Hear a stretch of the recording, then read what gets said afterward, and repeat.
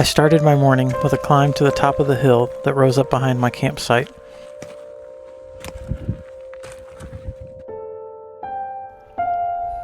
I had arrived in the dark the night before, so I was seeing everything for the first time.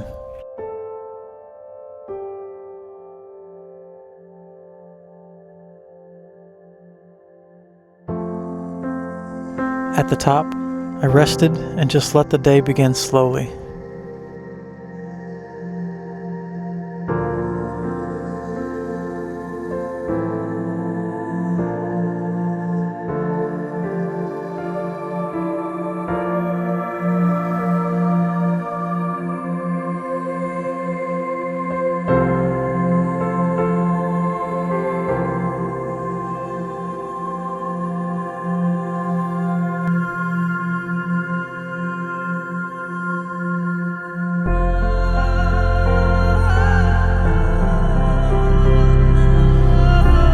The name of my campsite was Ojo Escondido, which means hidden spring. And that's exactly what it felt like to me. A quiet, remote refuge of peace and solitude. Being there, surrounded by God's creation, it felt like finding water in a dry land.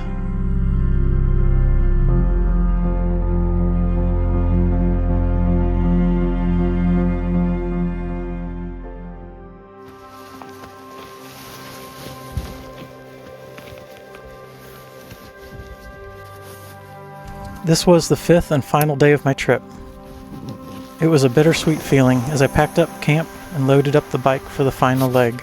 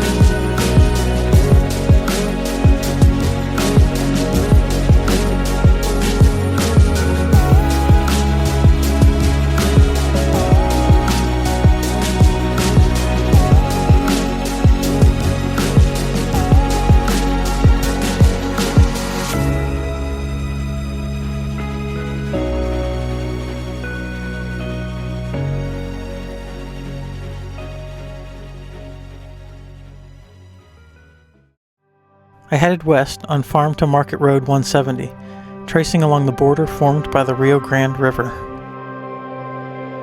I stopped in the quiet town of Ruidoso, just a collection of a few houses and other buildings, and took a break to just enjoy some shade and the breeze on the front porch of a vacant building.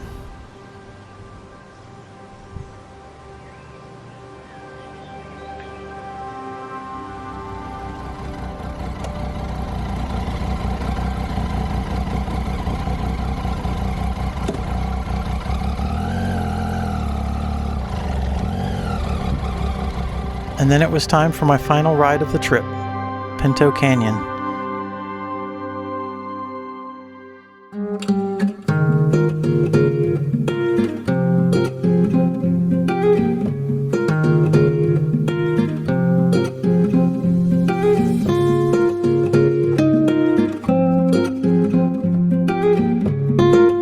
I was surprised by how challenging it was in places. Some of the hills were pretty steep and loose, and my loaded bike struggled to get traction at times.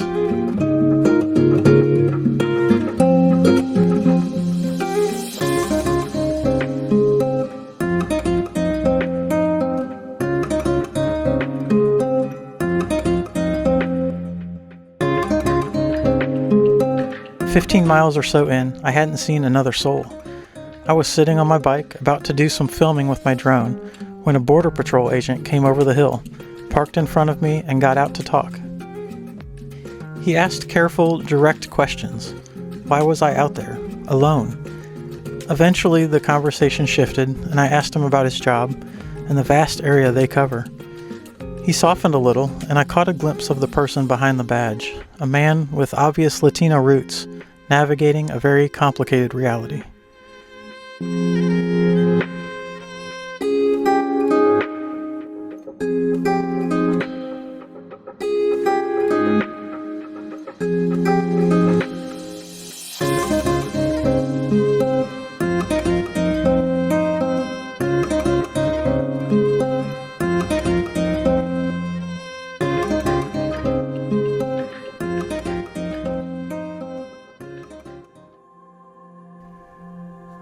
North of the canyon, the road changed to pavement and opened up wide.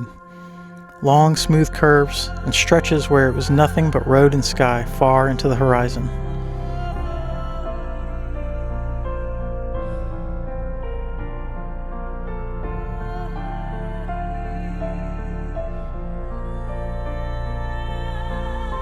As I rode, I felt such freedom, almost like a quiet sense of worship and gratitude. The weight I had been carrying of so many things, including my broken down car awaiting me ahead, felt much more bearable. They had quietly dissolved, burned off by the heat, rattled loose on the dirt roads, and left behind at a mining ruin or a river bank or a hidden campsite deep within the desert. I made it back to Alpine, and I picked up the part I was counting on to fix my car so I could return home. It wasn't the happy ending I had hoped for. The car still wouldn't start.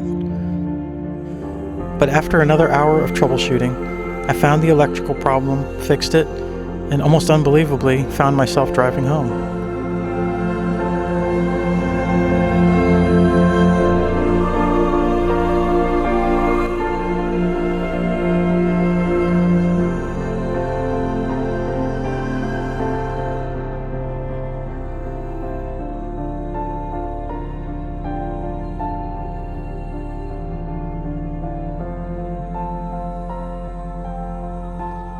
This beautiful land, where the Rio Grande River makes its big bend along the southern border, gave me exactly what it did 31 years ago.